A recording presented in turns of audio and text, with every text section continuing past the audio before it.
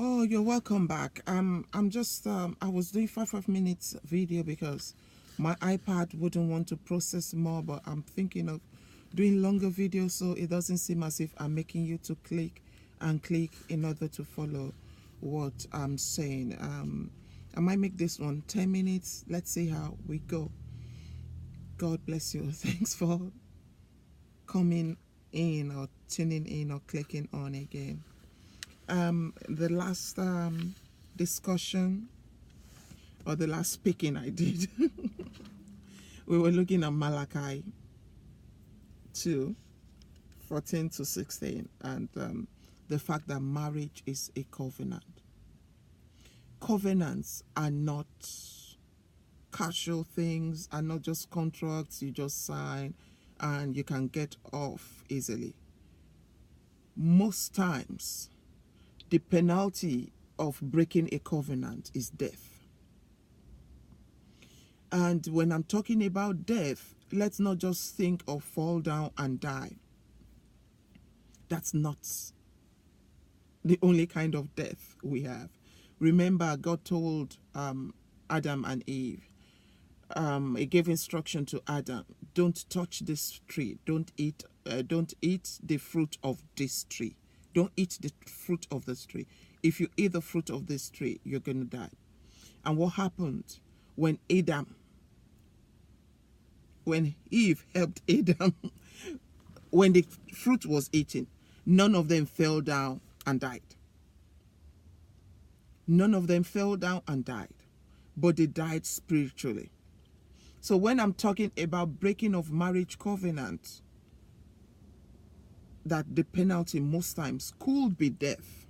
Let's not think of falling down and dying. Let's think about spiritual death, being alienated from God, from the presence of God.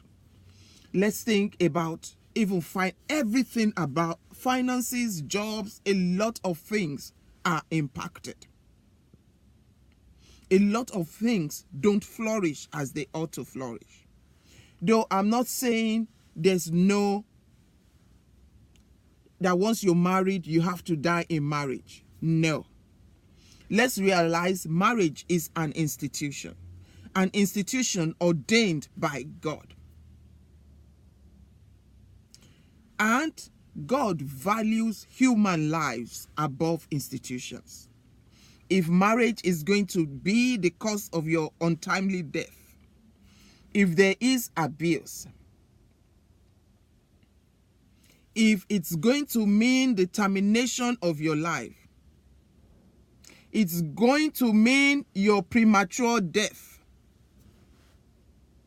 the Lord will help you. I don't have any, how do I put it? I'm not against people. I've come across divorcees, and the only reasons they got out is when their life was threatened. I have no problem with them. It is not the will of God for us to divorce. But if it's going to take your life, I'll advise you to step aside and seek the face of God. I will not ask you to divorce. I will not ask you to run away. But I will ask you, wisdom is profitable to direct, even if you want to pray for that spouse. Because when we're talking of abuse, it's not just women to men. It's not just men to women. There's abuse from women to men. It's both sexes. Even now in the gay community, I'm finding out that the abuse in the gay community is even worse than heterosexual. Because in the heterosexual world, you have to contend with, oh, my man is that woman, or my woman that man. But in the gay community, they don't know if it's the woman or the man. If you prefer, it's all a mess. So as I was saying, marriage created by God must be built according to the pattern of God. If both of us build according to the pattern of God, if both of us bring our all together. The Bible says they were both naked and they were not ashamed. I've come across men that will say, oh, you can't talk to a woman, you can't confide in your wife, you can't know women are this way. Why did you marry her? When there's no nakedness in marriage, it causes problem. Though I know some women, I know some women leak. But you see, there are issues a woman should know about. There are issues a woman should not find out from somewhere else. Because all these things brings mistrust or distrust. It brings a lot of friction into the home. Genesis says they were naked and they were not ashamed. And for the people that are not yet married, please do not marry anyone you can never be naked with and not be ashamed. Any man or any woman that will tell you, well, I can't share these things with you, I can't talk these things with you, is not one with you. If I want to cause confusion now, if we ask men to give their wives their phones, and we ask wives, give your husband your phone, give the password, can your wife go through your phone and not find something that ought not to be there? Can your husband go through your phone and find conversations that ought not to be there? Can you be naked and not be ashamed? I've counseled a couple before, and the wife talked about how the man was addicted to the phone.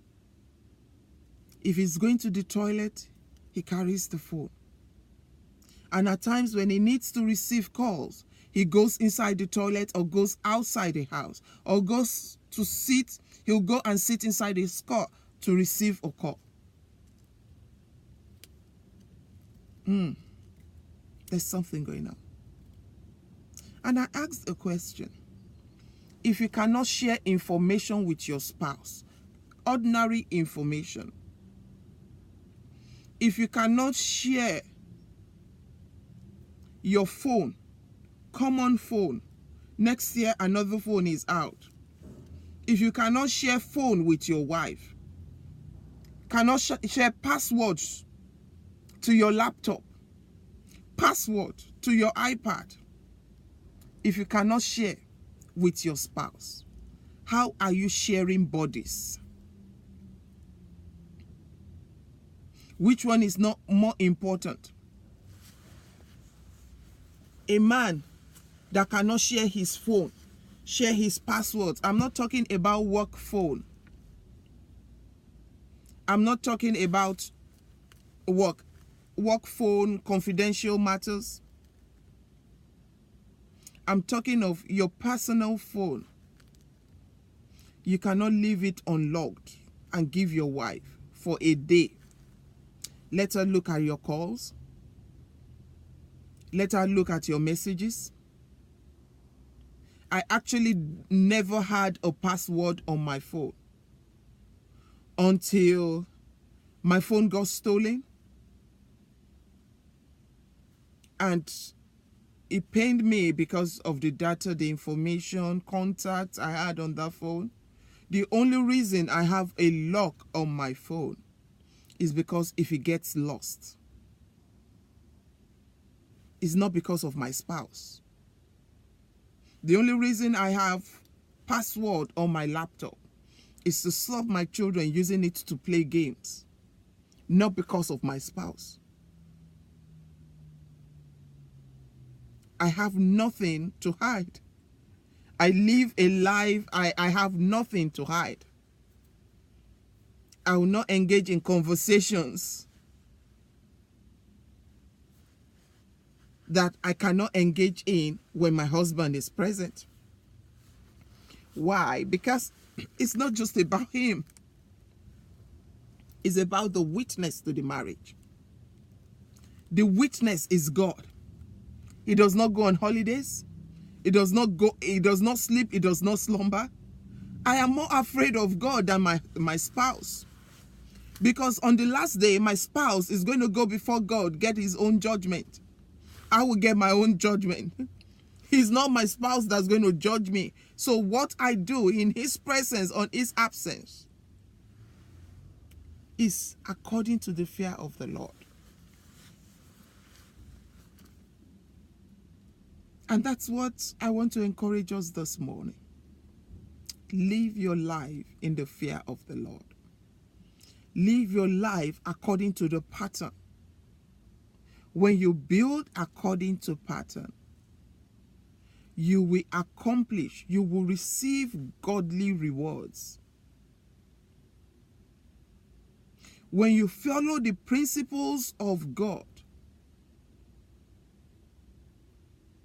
you will fulfill your destiny. You will maximize your potential. You will dwell in the presence of the Lord. You will have fullness of joy. You will have pleasures forevermore. The pattern of Jehovah is the pattern that leads us in the paths of peace, in the paths of righteousness. When everything around you is shaking, you will be unshakable. You will be unmovable. Because you're building on the rock that is eternal, the rock of ages. The Lord will help us. I hope this has encouraged us. I hope this has blessed our hearts. I will be continuing. I need to stop now. It's time. It's time to stop now so that I can go to work. The Lord will help us. I'll looking forward to you tuning in again. Please encourage others if this has blessed you.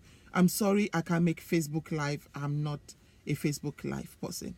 But I'll just be doing this and maybe putting it on YouTube so that it can be coming into us and we can watch it anytime we want to watch it. God bless you. I celebrate you. I pray Jehovah will perfect all that pertains unto you, not only maritally, in every area of your life. I pray Jehovah will perfect all that pertains to you.